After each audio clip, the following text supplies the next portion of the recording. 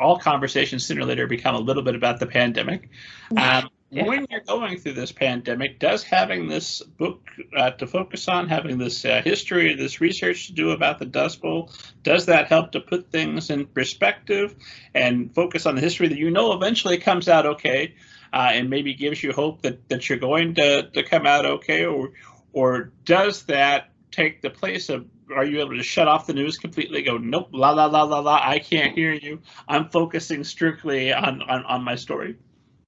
No, I think the first one, I think, it has really given me a really helpful perspective on this country's history, and that we've been through a lot, and we are continuing to go through a lot. And I mean, we are always going through a lot, and people's memories, I think, are quite short.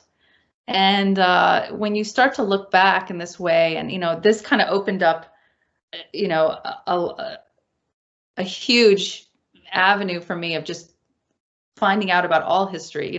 This book takes place in 1936. My Martha Gellhorn book takes place in 1944, and so I ended up doing research on really that entire era, that whole span of. I learned about the Roosevelts because I wanted to know about how we got to that point, and so I learned a lot about the first half of the 20th century. And I mean, this is an unprecedented situation, but we've survived everything and thrived. And I just think that's how history works.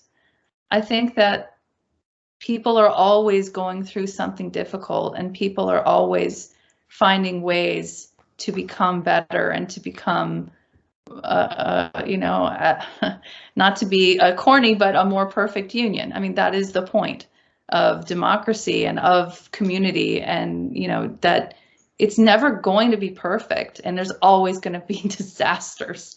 But people are amazing. That's basically what it taught me, is that people are amazing, and also that people are awful. They will always be awful as well.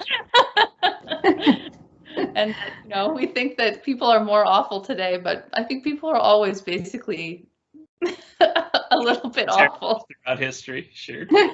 Yeah, it's amazing. It's really eye-opening, and I really like, the one thing that I really look forward to of school visits and more talks is just talking about history in a way that's reflective on where we are, and just and optimistic.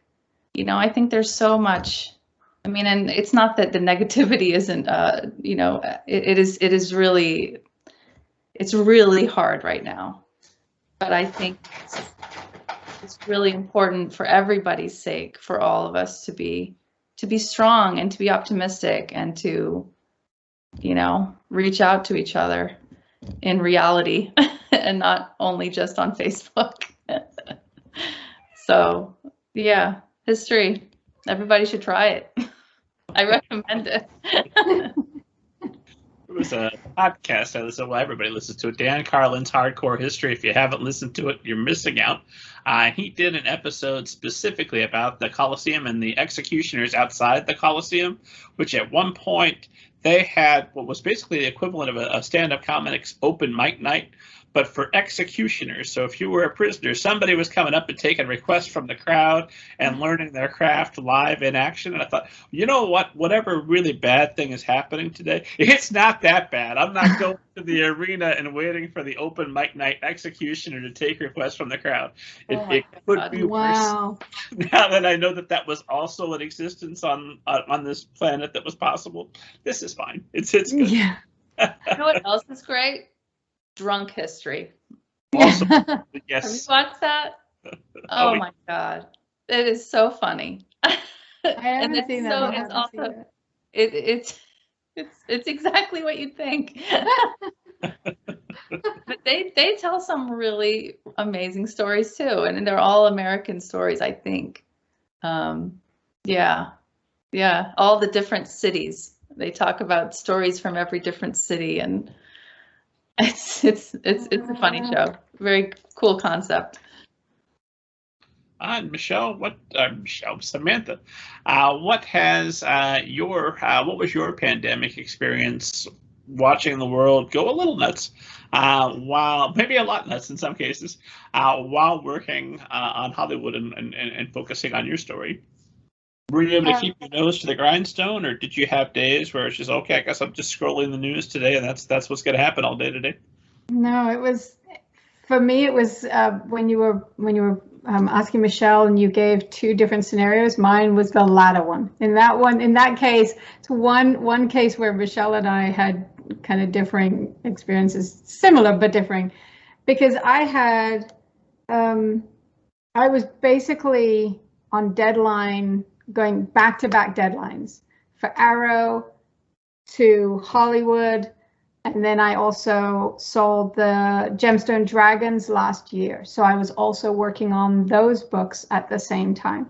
So I was going just back to back from one book to the next book. And then, you know, when I was finished a revision for Arrow, I'd get in notes for Hollywood, and then I'd do a revision of Hollywood, and then I'd be working on Gemstone Dragons, and then I'd get that out of the door, and then I would have revisions back for Arrow. And it was amazing and interesting and exhausting, but for me personally, I must admit, and I you know, kind of selfishly, I feel very lucky in that, I suppose, because I was able to put away a lot of stuff. I mean, there was not only the pandemic, there was the election and everything. There was a lot going on last year that was really, really hard. And I got very stressed out about all of that. But I was able to, I mean, most of the time I didn't have time to look at the news. I would be able to see little snippets later on in the evening, and just, you know, I had to just put it all aside because I had to concentrate on deadlines, which is probably a very good thing for me because I tend to take on too much. And so I think for my sanity, I think it was very lucky that I had all of these projects that I was working on at the same time during the pandemic. And my husband, pretty early on, you know, his company, they went all home. So he's been working from home. He's upstairs in his office right now. So he was working from home the whole time too, which was, you know, a bit different too, having him in the house all the time, but that was fun too. He could bring me lunch every so often and get me off my computer and say, you need to take a lunch. And I'm like, I never take lunch. Like, you need to take lunch. So yeah, so the pandemic was a bit different. I think part of the biggest thing for me with the pandemic, other than just the reality of everything that was going on, was you know, worrying about the rest of my family, because I've got family all over the world. My parents are in the Cayman Islands. I wasn't sure, and the island was completely closed down. You know, the borders were closed, so I wasn't sure how all that was going to work out. The Cayman government handled it really, really well, and so they're all safe. But yeah, that I think was one of the biggest stresses, you know.